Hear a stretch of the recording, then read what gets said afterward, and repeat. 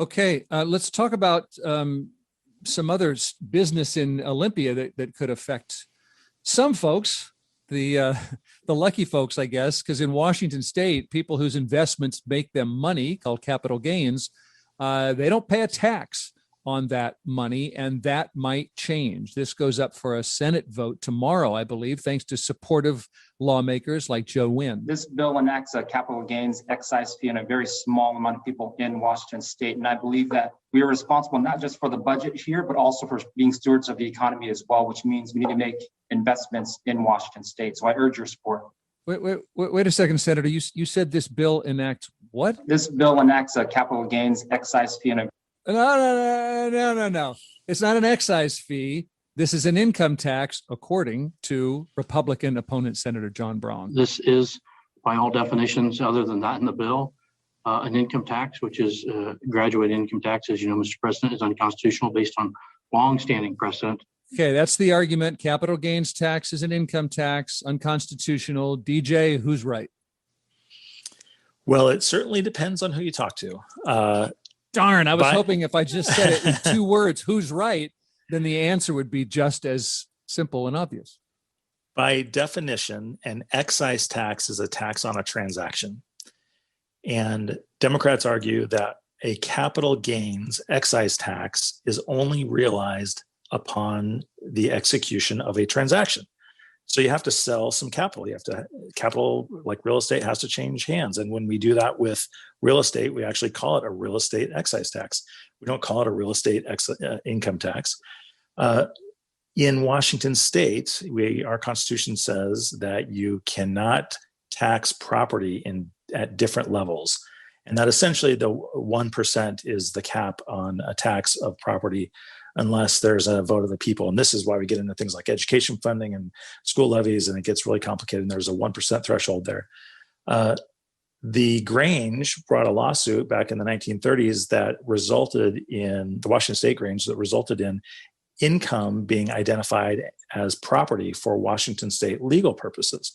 And as a consequence, you cannot, under current interpretation of the Supreme Court, or the Supreme Court's current interpretation, current precedent of the constitutional reading is that you cannot therefore tax income at a level greater than 1% because it is like property, and property is limited in our Constitution.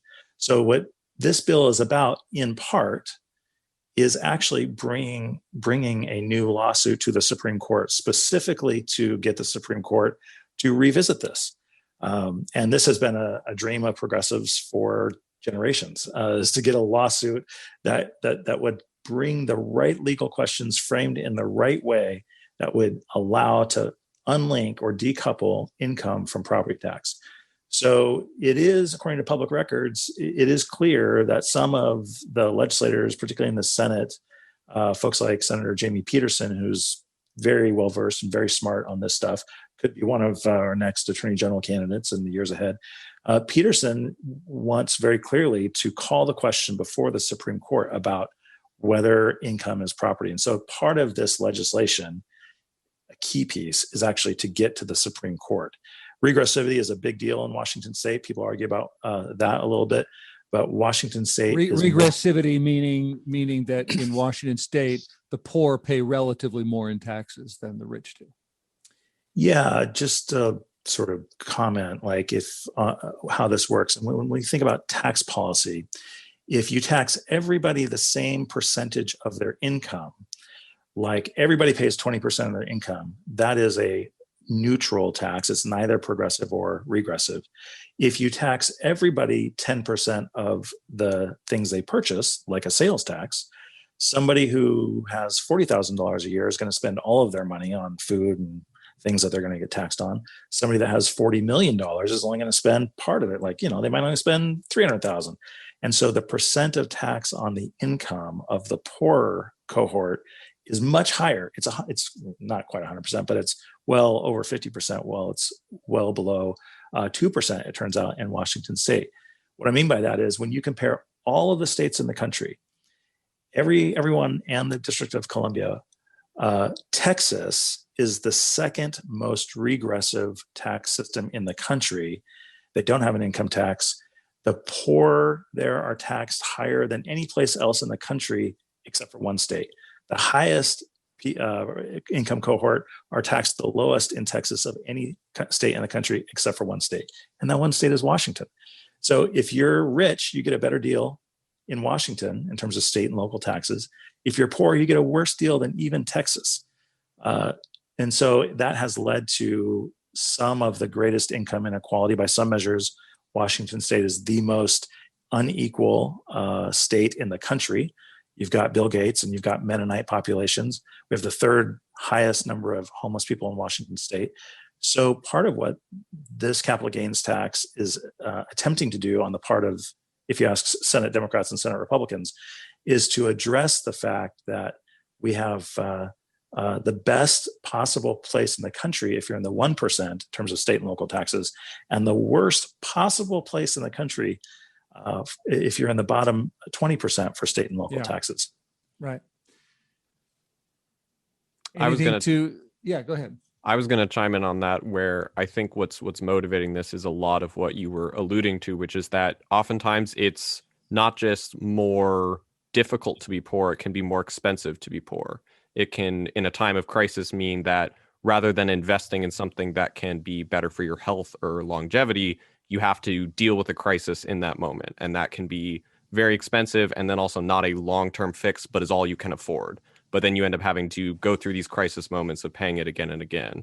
And I think that's what's motivating a lot of these reforms that are trying to be put into place to balance things out, that in the midst of a crisis that has most disproportionately impacted people that are poor, that's what people are hoping can begin to push back on some of those things, that when we come out of a pandemic, there can be a little bit more of a fairer tax code.